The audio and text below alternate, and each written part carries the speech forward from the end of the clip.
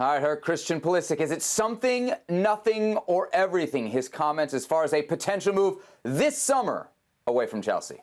It's nothing. What do people expect Christian Pulisic to say? Yeah, I know things are going tough here, so I got to start looking elsewhere. He's not going to tell you that. It's not going to happen. Listen, Christian Pulisic's not the only player that doesn't know what's going to happen to Chelsea.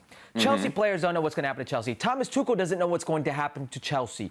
Nobody knows right now what's going to happen. Whoever comes in will make their decision, but right now Christian Pulisic is a number 10 for Chelsea. Christian Pulisic has to be a very important player for Chelsea. Whether he plays well on certain days or not is not the issue right now. Nobody knows what is going to happen with Chelsea.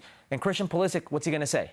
Yeah. Some of this is, to your general point, more about the situation at Chelsea, right? I feel like any player in this press conference is getting asked this question. What do you think about your future at Chelsea? But beyond that, some of this is specific to Pulisic, right? Because there have been links. We talked about it before on this show. Juventus potentially being interested. And we've also known there was some frustration from Pulisic during his time at Chelsea. Now, that was 2 or 3 months ago. Things have changed a lot in the last 2 or 3 months. But there's also something to be said that if they could change that quickly, maybe they could change back. Maybe he would fall back out of favor and have less playing time.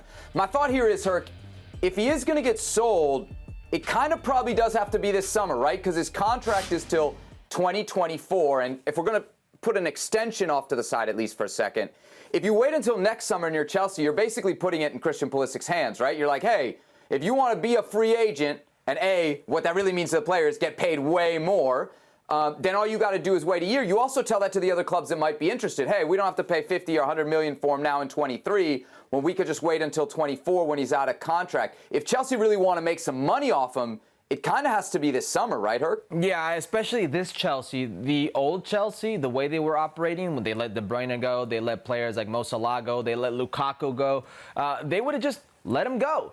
This Chelsea that might need those funds, that's understanding how the transfer market is looking in this pandemic and how it's looking pre-World Cup and how enticing that market for Christian Pulisic himself, who's arguably the biggest name in North American football, alongside Alphonso Davies.